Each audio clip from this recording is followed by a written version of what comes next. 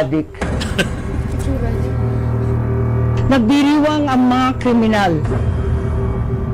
Busog na busog ang mga buwaya. Mga kurap lang ang maligaya.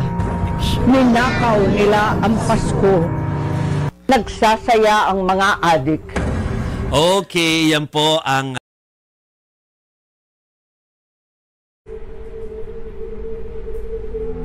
yun lang pala. Yun lang pala. Okay.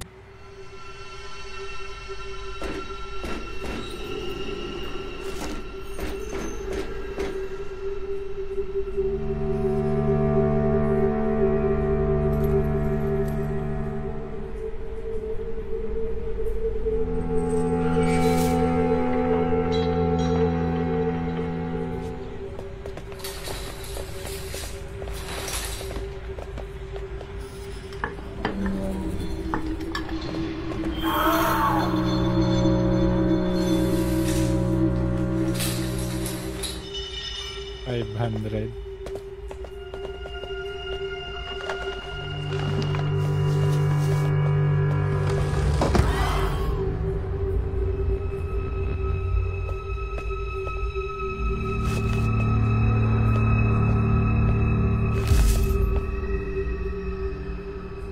Nagsasaya ang mga adik.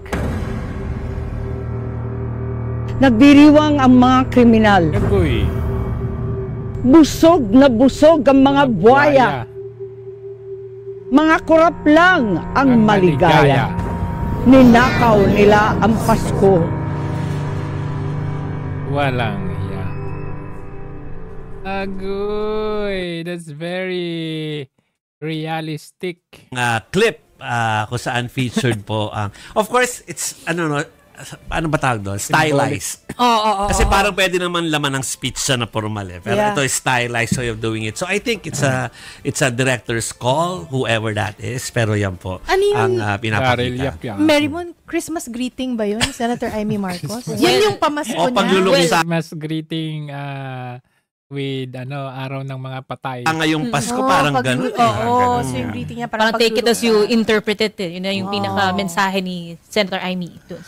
Okay. Yeah, I appreciate it kasi talagang buti pinapaalala na amidst our celebration talagang siguro mas maganda ang Pasko nating lahat kung hindi tayo nanakawan. Lagi naman natin sinasabi din. Oo, lagi natin sinasabi. So okay naman yan, Pero siguro may Pinoy way lang sa akin na nakasanayan ko na gusto ko kahit anong mangyari.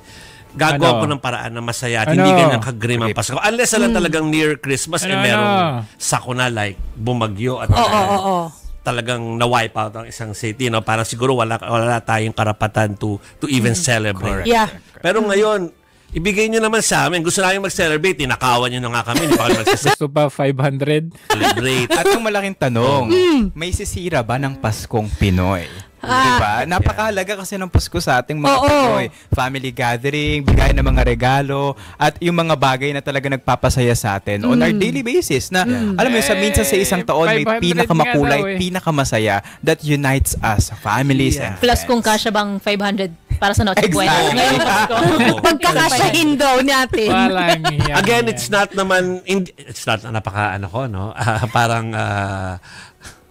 para hindi naman sa sinasabi natin na hindi tayo nagreklamo. Nireklamo nga natin yan yung mga ninanakawan tayo, systematically pa nga kung tutuusin yung pagnanakaw sa atin. Tapos gusto nila mag-celebrate tayo ng 500 pesos lang ngayon. Walang yan. Tingnan nga natin to, sino daw ang nag-benefit more dito sa former congressman has provided an assessment of how much money was involved in corruption across 3 administrations. MJ Monihaw reports. Let's see. Ngayon lang naman kasi nakita ng taong bayan ang malawakang korupsyon. Ngayon lang ang naranasan. Former Congressman Mike Defensor used these words to describe the flood control anomaly under the current Marcos Jr. government. In his interview with SMNI News, Defensor compared the scale of money involved in corruption across 3 administrations: the Arap Estrada, Gloria Macapagal Arroyo, and the Marcos Jr. administration. Si Pangulong Estrada nung kinasuhan, the total amount that was filed against former President Estrada was 4 billion. Meron sinasabi silang Weteng Fund, may Muslim Youth Foundation Fund, pero yung direct na naging participation na sa government funds was the tobacco excise tax. Yun ay umabot ng mga 140 million pesos. Dito na-convict ang Pangulong Estrada. The amount involved in the cases increased under the administration of former President Arroyo. Noong panahon ng Pangulong Gloria Macapagal Arroyo, ang final sa kanyang kaso was the PCSO Intelligence Fund. Hindi niya pondo ng PCSO.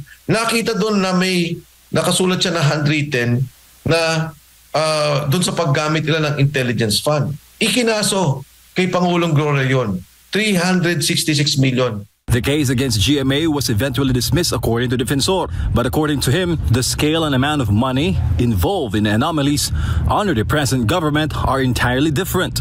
Dito, district engineer pa lang billion-billion na. Paano na bang ikukumpara yun? Yung pondo pinag-usapan natin kay ERAP, yun na yung pondo ng gobyerno, 130. Yung ito ng 360, pondo na ito ng gobyerno. Dito pa lang kay district engineer yung pondo ng gobyerno, bilyon. No magsoli, 100 milyon, district engineer. Naku naman. So iba talaga to, itong malawakang issue ng korupsyon at organisado.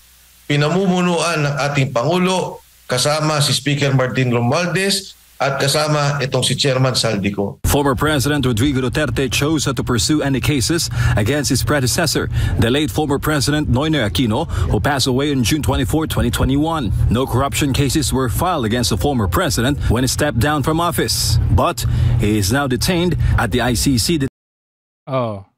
Ito pa, mas matindi pa itong thing about it ni Ted Filon. Serve the people! Yang iba sa mga kabaro ninyo, gusto nila, hitting two birds in one stone. Isa-isa lang. Sino ba gusto nyong pababain? Si Marcos ba o Duterte? Hindi kayo maintindihan. Talagang lantaran ng korupsyon, halatang halata na. Pero pa rin parang hindi ninyo mawari kung saan ba talaga kayo. Kasi ayaw nyo siyang bumaba dahil lang susunod, ayaw nyo rin. So anong gusto ninyo? Sasakripisyo na lang natin itong lantarang korupsyon na ginagawa nila. Yun ang isipin ninyo. Well, ito talaga very realistic na nangyayari ito sa ating bansa. No? Talagang biruin ninyo. Kailangan pang magipag-PPP tayo. Samantalang bilyon-bilyon to trillion ang kanilang ginagasto sa ghost project, sa walang kwentang kickbacks nila. Pwede naman pala, kaya naman pala natin. Pero anong ginagawa nila? Binubulsa nila. Ito po ay lantaran. And yet, what they are doing, they are going back as yung further back to the further administration para sisihin yung administrasyon before. When in fact, ito lang talaga sa lahat ng administrasyon, ito yung pinakatalamak talaga. And yet, they cannot shout, they cannot scream na bumaba ka na, or they cannot even file an impeachment laban dito sa gobyernong ito, sa presidente. Anong gusto pa nilang ipurso? Yung pag-file ng impeachment sa vice presidente. Samantalang ito, billion to trillions.